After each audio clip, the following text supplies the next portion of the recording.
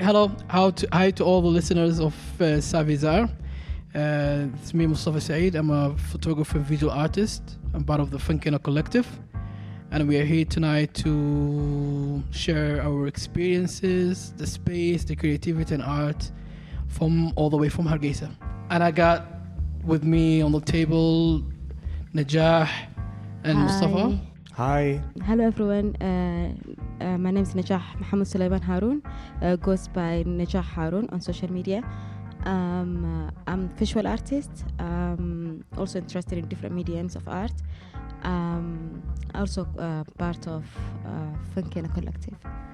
Hi, I'm happy to be here, and it's a lovely evening in Hargeisa, and really happy to be part of this. My name's Mustafa Ahmed, and I'm part of Fankeenna collective. I write, and I'm interested about contemporary art and everything Fankeenna collective does. So happy to be here. We're trying to have some kind of a nice conversation without trying to make it very guided. We'll have different music and poetry while you listen to this, so stay tuned with us. But we'll have to talk to you, Najah, about your art. I think because you were away for doing a residency a while ago in Kenya, Nairobi. Would you tell us something about that? Because you've been doing a whole series on that. Yeah, I have done a collection in the residency. It was a small collection because the residency was very short. So it was very nice. It was an East African residency in Nairobi. So we were three different. We came from different countries, like Ethiopia. Me who came from Somaliland, and another artist who came from Zimbabwe. It was an amazing time because what made it more unique was the different mediums that each one of us were doing. The Zimbabwean artist was a sculptor, the Ethiopian artist was a photographer and also a sculptor, but he was focusing on this photography. And me, I was doing some paintings and poetry on the other side. So it was How long was the residency going on? A month and a half. A month and a half. So how many artworks were you able to create in those period of time? I have done 7 artworks and a couple of writings along the way. Yeah. And how long, before that residency, how long would it used to take you to finish up like a series or a couple of artworks or one artwork? Like normal basis, it's easy, it's faster because I'm working on my studio. But now you have to mingle with people and yes. Also have an experience outside of the studio and not only focus on the work, because the idea of the residency wasn't also always about doing the work. It was also about exchanging and talking and seeing galleries and visiting studios and so on. So the program was so filled, and it was so hard to focus on the work on itself, because you also wanted to experience the art scene in Nairobi from a different perspective. Because it's interesting, because usually we don't have such an I haven't done no residency before, and I started working as a photographer, visual artist in Hargeisa for the last 8 to 9 years. So I wasn't able to see someone who's from our area, from the same region, who was able to get such an opportunity, because I haven't done no residency before. So it was interesting for me to hear and see your experience while you were doing that. It's interesting. Yeah, one thing I really loved about the residencies is my whole idea about the residencies changed when I went there, because I thought when I go there I will only focus on the work. But as I said, the idea of the residency is also to experience that country and the art scene of that country that you went into, experience the artist that you are living with, because we were talking about art, the same way that we are talking right now about in Fankeenna. We talk about the same, sometimes I'll think I had the same experience and the same scenarios with my friends in Fankeenna, but now I'm having it on other table all the way in Nairobi.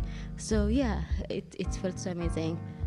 Just interesting, because as most of, I think you're when it comes to the three of us, I think you have the most experience when it comes to like working in a creative space, because you were a librarian and a researcher, writer at the Cultural Center. Yeah.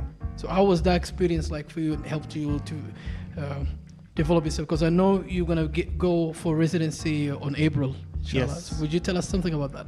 Yeah, it's actually very interesting when you talk about like the experience, and because at the end of the day, it'll come to sharing knowledge and exchange with other people. So with my experience was one that opened my eyes to the different realities, like different possibilities and different ways to engage with one particular subject. And as you know, like in our country, like Somalia, we don't have that much spaces and opportunities to have conversations about issues that affect our society and communities in a way that's not either political or institutionalized in such a way. So I think in these mediums, in terms of writing, it gave me the opportunity to explore and have the freedom to a flexibility to engage in different aspects. So on one side, I can think of writing about music because it's something I really love and passionate about, but at the same time, literature. I'm reading a novel. I'm certainly interested in to write about what these novels tells us about like the society we live in, or how Somalis are trying to now produce more written work instead of the orality and the poetry. So I think it's a very mixed experience. I like to be flexible. I like to be explorative, and then see what I can do with different mediums. And I share, like I like the fact she was saying like with the residency is more of a not like focused on art per se, but also engaging with different aspects, including like conversations with people, visiting different spaces. And I think that's pretty much the same with the one I'm going to this April. It's an institution called Library of African Diaspora. It's based in Ghana. It's one of the most interesting spaces in the continent. I'm really proud of like the work the founders of this library and they did, because like it's preserving and sharing African diaspora contributions to literature, to writing. So the residency is called Black Atlantic Residency. It brings together a group of 12 people coming from different places within the continent and then African diaspora. And I'm from Somaliland. It's me. Also, we have someone from Ethiopia, East Africa. So it's good to have like that presence in such space. And the whole idea is what Africa means to us, like write about what Africa means to you. So we have photographers, we have different artists, we have writers, and I'm interested to write about Somali fiction and how Somali writers trying to address one of the issues like that affect the community, including social marginalization of certain communities, and how the idea of fiction tackles this.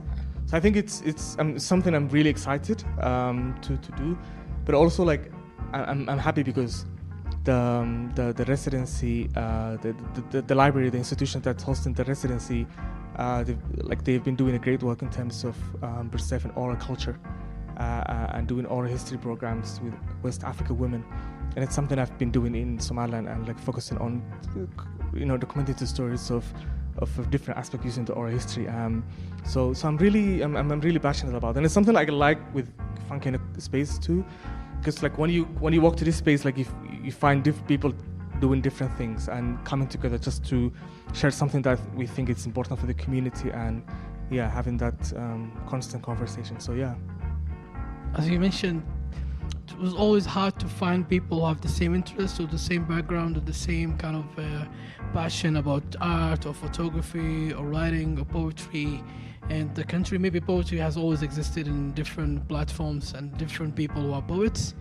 But to see someone who's an author or a writer or a photographer or a visual artist to be able to find someone and connect with them, ask them, maybe learn from them or collaborate with them has been always not existing in my experience. Yeah. So it was really interesting how we were able to come up with this and meet up and create this.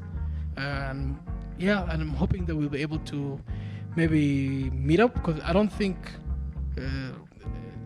the creative people are only just the 20-something or the 13-something of us who are in the same chat group who meets up in Fankeenna. Yeah. I'm hoping that this kind of collective, or maybe the idea, the ideology itself can grow and maybe contain more younger, older creatives that lives in the city or the region. I hope so they will be able to see more and more someday. Yeah. Hopefully. Yeah, and it's something I really like about the Fankeenna space is you see emerging voices. For example, if you see the people who show up in the events and programs we do, you meet someone and they get inspired because of what we're doing here. Because it's also based on the conversations I had with people. Someone who writes poetry but never shared the poetry with a group of people. Now they're saying, okay, now such a space is encouraging me to do more performance. So it's like you walk in to area where you find people who willing to talk to you about the things you're passionate about. It's really blessing. It's something really positive. I think that's what people need, especially those of us who love such spaces. We really yearning for such thing and I think we're talking to the majority of the younger generation who's been always involved at the space that we have now. It's I don't want to say the Gen Z, because we don't have that term in our country, but I will say the social media generation that we have here. Yeah. The That used to generation. just posting, The dot-com generation. Yes, Yeah. has been always engaged and sharing their own experiences on art online, but maybe they didn't learn or they didn't have the experience or the blueprint of meeting up, approaching other creatives and asking them things, learning from them, collaborating with them, meeting them in some spaces to talk to them. So it has been always maybe seeing foreign things to them. So for a long time, even myself, I was doing that 10 something years ago, when I was just posting my work on Facebook without approaching and seeing anybody who's doing the same thing. So maybe we're hoping with such kind of a space that we have now, and the message that we're trying to send is to gather up and do things together, grow as a creative community, artistic community in the city.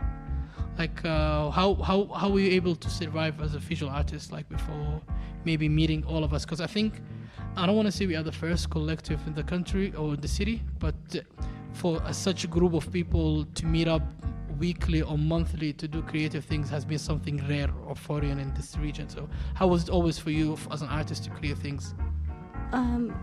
The whole process of creating art as a visual artist was a bit lonely, because there at least from my perspective, and I wasn't aware of a place that other creative people can gather, or at least organized by other creative artists, that I can share the same experience, come work, or either discuss what's on the table. Because sometimes it's not about the work, as I say.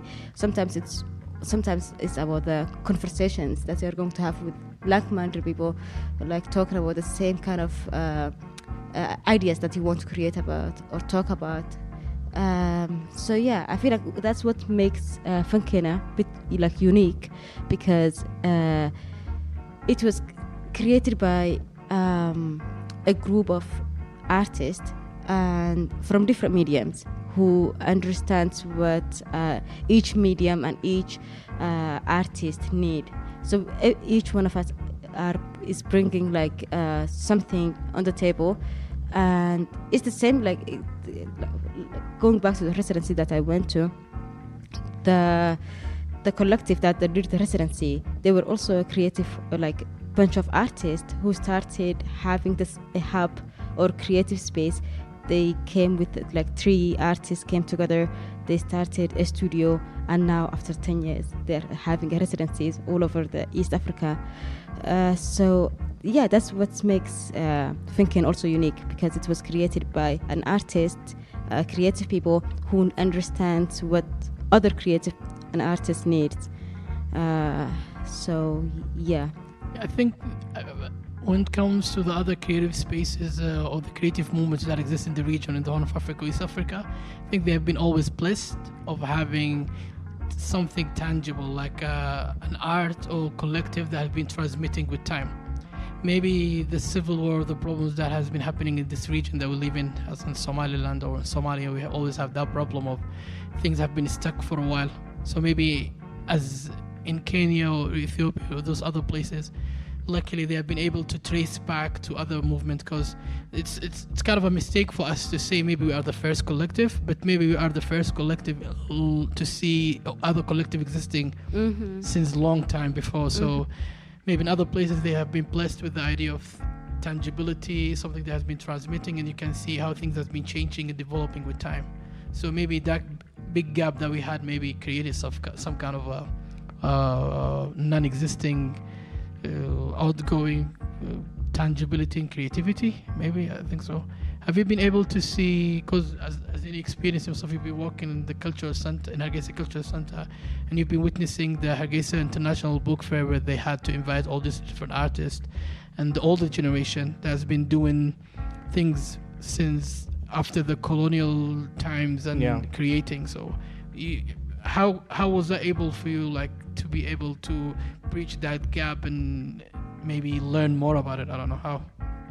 I think it's a very instrumental thing, and it's something I really like to say. Now what we're doing is we're building on the previous work others did. The book fair and other initiative is one of them, and I like the idea of bringing people together, as you said, Shaah. It's something like we need. I think for me it was like it's like a society having a dialogue, a conversation, delving into the past, but also talking about like the present, and having like people from all generations and the young generation interact and have it creates some sort of a dialogue, but also you see like what we missing in terms of like of the spaces, because like it's based in Hargeisa, but what about other places that need to have the same sort of dialogues and conversations? But for me also, the thing that's very important is the connection we have with the rest of the world or rest of Africa. We kind of isolated from what's happening, and it's something like Mustafa you were saying, like this countries they were able to have something, some sort of continuity, but for us it's like we're stuck somewhere. So it's, I think one of the things that changed that is that the fact that we have people coming from everywhere, like from every corner, coming to Hargeisa, having the conversation with people, writing about like the experiences, but at the same time bringing books. So I think that for me that created the idea that what we're doing is not happening in a vacuum. It happened in a wider context. It happened in a wider context of a community that's struggling to catch up with the rest of the world, but also tackle some important issues like the community face, including like for example poverty, social issues. This kind of issues, like, it's not a breeding ground for creative space. It's like it doesn't encourage. So it's like us, we're doing something in a very challenging space, I would say, and this is what makes this work important. Like we paving the way for the others to come, and it's happening, and that's why I love the idea of digital space. Like many people like Somalis now, they write and they present online. So to have a space like they can come and talk about this and present books and talk about books. You know how people now go to book events in Hargeisa, like this one event, like more than 1,000 people will show up. That was very different, like if you you know, if you go back like 5 years ago, 10 years ago. So it's like a journey, and I like the way it's going. I know like there's always challenge. It's a slope, but yeah, we're going somewhere, and Yeah. I like that. Yeah. I like the prospect of this. I think such kind of rather than I don't think nothing can be done or created from scratch unless something that has been existing ongoing. Exactly. yes. So I think even for us, like doing kind of a creative workshops or having an open mic night, we couldn't have that kind of a bravery to create something new unless we knew something else has been done, or let us try something different. Oh, Yeah. yeah. So like creating the Fankeenna Film Festival, which we had the 4th edition in the last couple of weeks. We were creating a film festival once every month that had different theme, and with it we were able to have our film festival on an online platform where international filmmakers from around the world, professionals and students, were able to send their own movies based on a theme that we were giving them.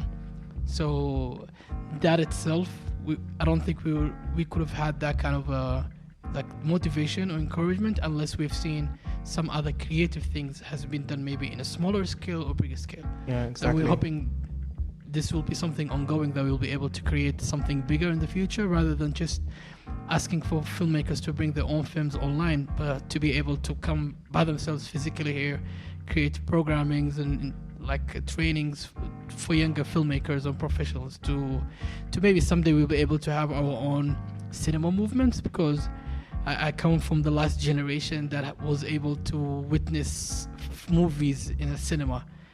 And since 2005, no cinema or no public film viewings has been happening in a long time. So for us to be able to have a film festival where younger generational people who've never had to sit in a room with 40, 50 people and watch movie together and then talk about it, And it's have the something same really experience. interesting. Yeah. What do you think of the open mics or the exhibitions? Because we had a few Yeah. exhibitions, art exhibitions too. Yeah. Oh, yeah. I think for me, one of the things that's interesting is the weekly conversations we started called Shaah, which is something I really like, and it's something I look forward every week. Basically, it's a simple conversation of a cup of tea, hence the title Shaah, and Shahan means art. So also it's like a podcast, and what we try to do is to have a very interactive conversation with various creatives, and the whole point is to create a conversation where people who are not often on the stage get the opportunity to talk to people about the work and what they do. So as we know, within our Somaliland context, within our Hargeisa, we tend to see poets, or it's very common like for them to be on the stage often, like singers, but we don't hear, for example, the voices of the artists, people who do painting, the people who do graphic design, people who do broadcast programs, like those people, they're usually on the like behind the scenes. So for us, it's like a way, like for us to bring them on the stage and have a conversation. It's something I really love. It's something I think it's very important. And the idea to have a broadcast also is creating an archive for this, so that people who are not there, they can catch up and then see what's happening there, and then have the access. So so far we had 7 or 6 episodes. 7. And it's really positive. Like if you see like how many people are coming, more people are willing to talk about things. Every time there's a new perspective, something you like you haven't heard. Like it's and I like that. I like the fact like we're doing it is very interactive, but at the same time we're creating a podcast available in all platforms, by the way, like you can download, and it's something good. The fact also it's Somali language, it caters to people to have such conversations in the language and then listen to a podcast. It's something really positive we're doing. It's interesting always to have some kind of a trace back, something that people can trace to. whenever people will Google up something, it needs to creativity and art creations and anything that can motivate people to create art and maybe educate them is always good to always have something that can be traced back, something that can be archived. It's like the same thing with how we always try to enrich yourself with content, creative content. Creative content might be lacking when it comes to places where you can go and find it, because the collectiveness might not exist, the platform might not exist, but to be able to get all these different voices and you can find them in the right place, either in a podcast, either in a publication, either in a website, either in a radio program. It's always something interesting that needs to be always done. So it will, I think, and with this kind of publication, we're trying to come up now that called Fankeenna, that can be read as a fun site for anybody who doesn't kind of read Somali. It's something that we need to keep it and make it ongoing. Because growing up in Hargeisa, I wasn't able to find any kind of something creative that I can read about. Because whenever you hand yourself, whenever you find a book, it's either international book that's been made somewhere outside. Magazines is the same thing, but you can find fiction, Somali books, but nothing related to creativity and art in general. So being able to have something tangible that maybe a publication that might not be printed, but maybe a zine that can be digital, where people can read about poets, artists, creative things, quiz games, and things like that is very interesting. Because as Mustafa was mentioning before, we were talking about how newspapers has been always the tangible thing that people can get something from, but there's always something related to politics, social issues that might not have a lot of social impacts in the way that's always presented in newspapers, but something that always stems from a very political background. Yeah, it's very good to talk about the Fankeenna now, because it's like a testament to the blending we want, like weaving together articles, short stories, poetry, cartoon. Because like we want to make it more interesting and find a publication that caters to different audiences. I think also it captivates like both accessibility and enjoyment. It's accessible to people, so that's why like we're thinking like to include all these mediums. And as you said, like we need something that captures like the art and creativity and everything that Fankeenna stands for. So I think with now having a written, in our language, different medium, I think it's a very good thing to have. And speaking from my experience as a librarian, it's something I would love to see in the shelves now, because you don't tend to see such kind of things with our titles, like representing like your stories, like the things you're doing, what's happening in your city or your country. In daily life. Yeah, in daily life. You go to a library and then you don't see those things. So I think it's a very good thing to have. And yeah, I'm really looking forward for this. And I feel like it will connect a lot of dots in the creative side of in our community. Another point like I wanted to also share is the perspectives, the different perspectives that Fankeenna can bring to the table. For example, the first exhibition that we done, the Hangul. Yeah, that's really good when it comes to that kind of publication. I hope that we'll be able to create more and more with it, and hope that maybe make it like some kind of a public publication that people can come up and use. So when it comes to something that we can create in the future, what are some of the future things that you wish we can do through Fankeenna? Najah? Of course, more exhibitions. For example, like we started Fankeenna, we opened the Fankeenna with the exhibition. It's called Hangul.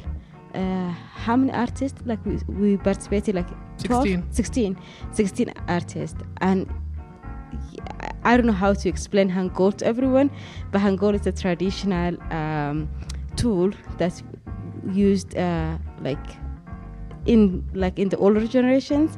Nowadays, like no one use it anymore. It's used, but it's not like something that's very common. Okay, let me say like something not commonly used in this generation. But what I really loved about that exhibition was the perspectives and the different perspectives that art could bring to the society.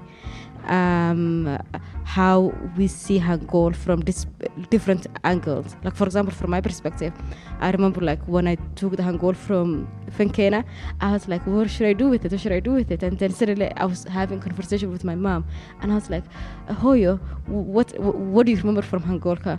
And then she was like, she told me something. From that hint, I was like, okay, I know what I'm going to create with it.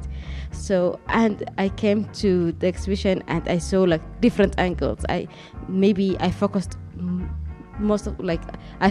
on womanhood and how Hangul can represent in that sense. Another artist used it in different medium. So it was really beautiful way for even society to experience Hangul all over again from different angles. So what I'm wishing for is like more exhibitions, and hopefully we are going to plan for more in the future sense. So yeah, and I think it's also if I look back how it ties to like the idea of Fan City as a publication. It's trying to capture the activities we're doing here, including the exhibitions, the ones we did, the ones we're going to do this year, the film festivals, the workshops, every activity like we're trying to do. So it's very whole package, if you like.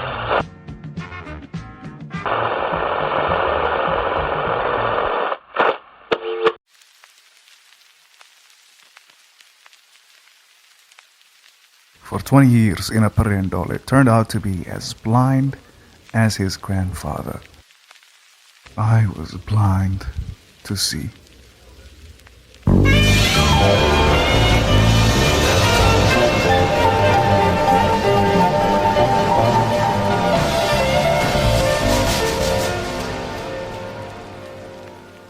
I was blind to see goats other than lean meat and feast material. Now I see. Now I see the beard they grow has wisdom in each follicle. Herd mentality is the curse of their kind, just as we are. But one has risen to be an individual.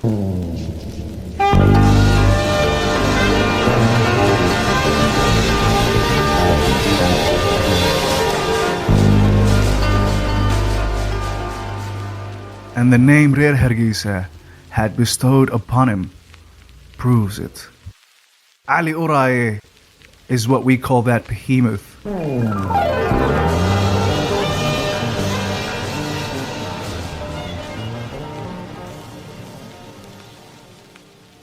I must admit, I'm biased to admire Ali simply because my favorite Abdi is also named Ali.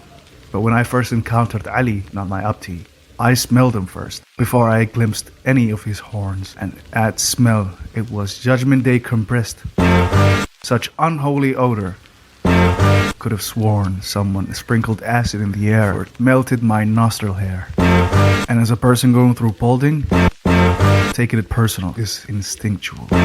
A basalo of hair rooted in Abdi Bidarle, in that transformation, rising in worth for all the fallen martyrs of genetics. I asked my friend Mu'min, what's that stinky shit? And he replied, ever so brief, it's Ali.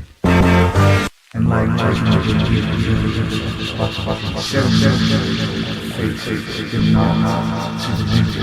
Mu'min pointed at the goat and said, that is Ali. To you English speakers, it's funky Ali.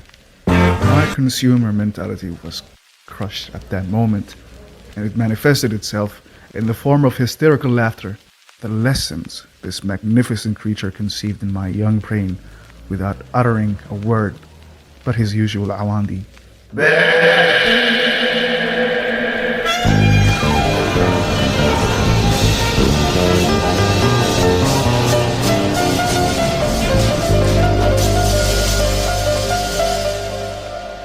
Before memories and stories about him piled in my mind, I ridiculed the concept of incarnation. But now, maybe he was a mass-murdering ancestor who's having another round as a four-legged mammal.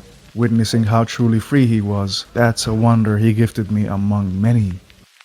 Championing and embodying anarchist, absurdist, and mystical rhetorics, countless aspects of his character made food for thought, a feast indeed for the meditators on life. He broke free from his meek cattle nature and ascended into human-like statehood. For all the stated and many withheld, because amaankiisa kama goosan karo, or this will be feature length. Ali Oraye deserves deep respect. No cow, no camel has this much lore. Simply can't be compared to the herd. Many before you rested, submerged in marak, ending at the bellies of men, but oh Alio, you rest uncooked, undevoured.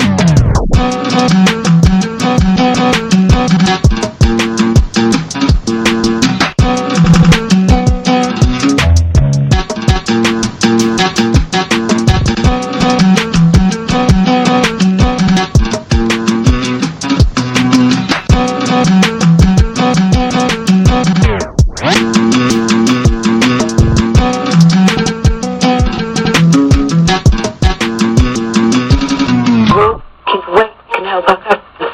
That's why we've been boxing forward.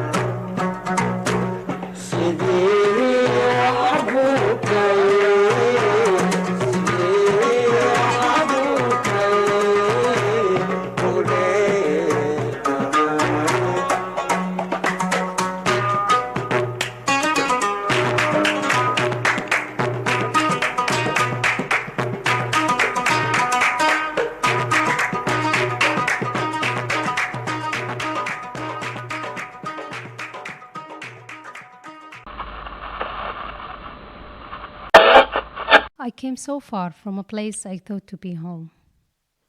This is a poem inspired by my own experience and the experience of many youth who were born and raised in a different land and suddenly found themselves facing cultural and environmental shock in the homeland, tackling basic life issues and questioning their identity and background and the journey through self-acceptance. This poem is called Homeland Strays. In a land far away where cultures collide, there lived a girl with her soul untied. Her first language foreign to her peers, her roots a mystery, a puzzle indeed. Raised in a different land, she felt out of place, yearning for a connection, a familiar stream.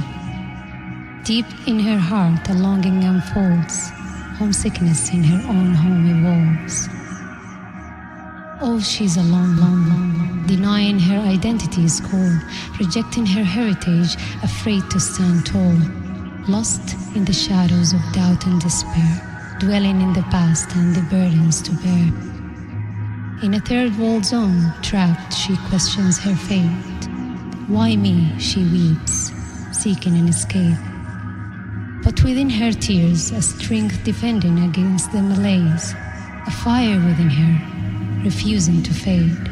She fought through the darkness, each thought so bleak, resilient and determined, her spirit did speak.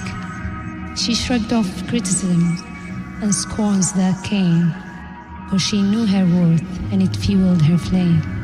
Baby steps she took toward accepting her place, embracing her heritage, finally finding her peace.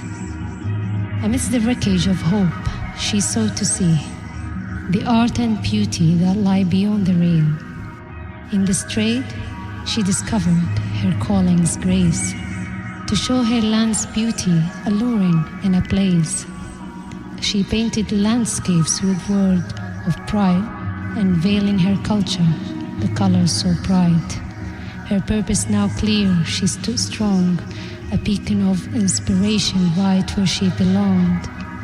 So let's talk about this girl, her journey so profound, from denial to acceptance, her growth unbound. She celebrated the little folds, no longer a bold, a storyteller, an ambassador of her own. She showed the world the beauty she had known. So let her tale inspire, let her spirit ignite.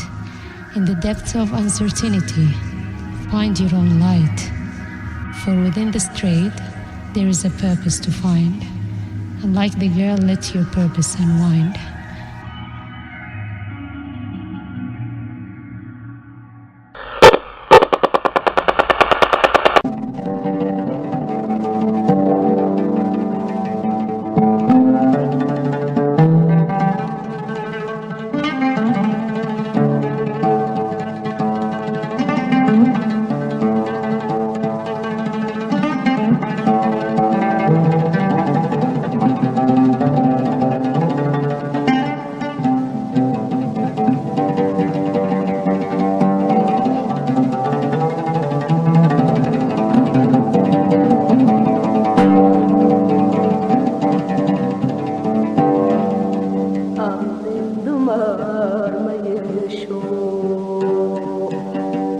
مونسو أقول لا شيدا أفوفي أمين دمار ميشو مونسو أقول لا شيدا أفوفي إسلاني موكا قدبتا فرالكي إلودا وحادقو أبورتي إنادقو إلودا حدي كلا أهاتي حدي كلا أمر إلهي وي أمرك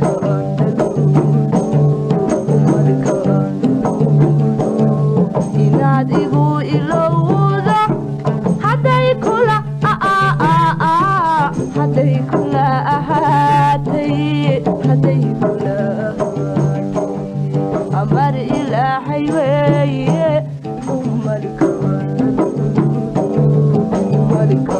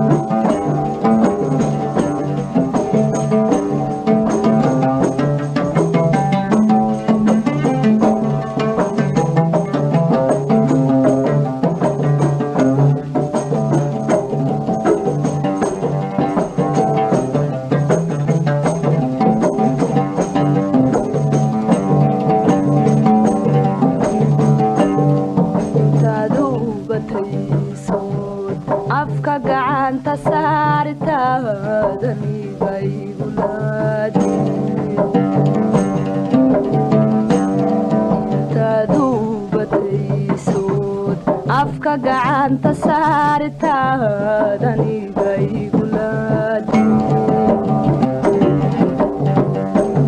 axadigaynu dhiganaad hoosu eegi weyde waxaad igu abuurtay inaadigu ilowdo hadday kula ahaati hadday kula ahaati amar ilaahay weeye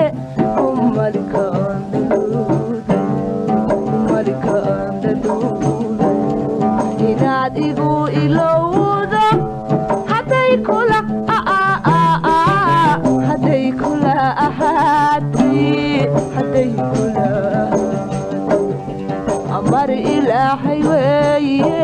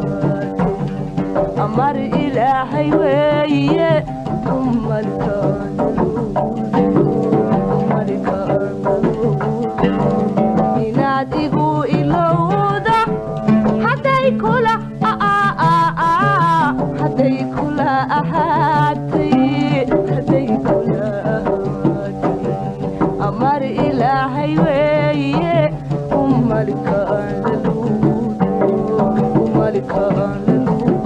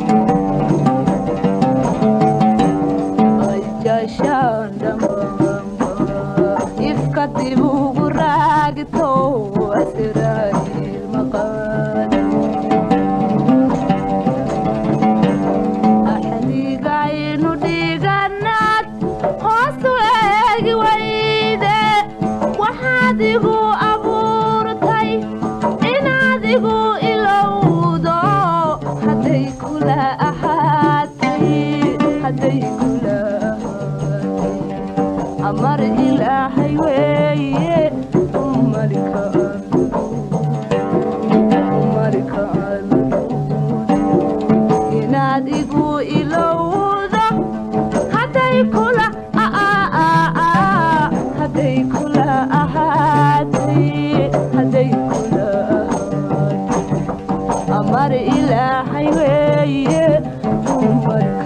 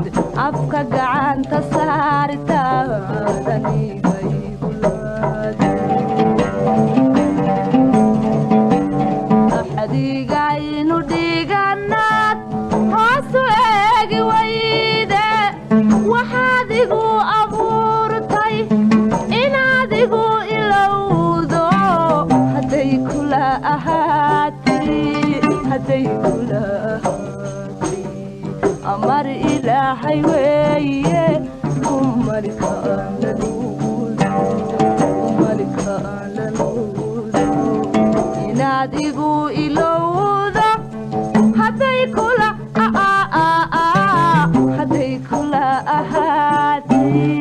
hadday kula amar ilaahay weeye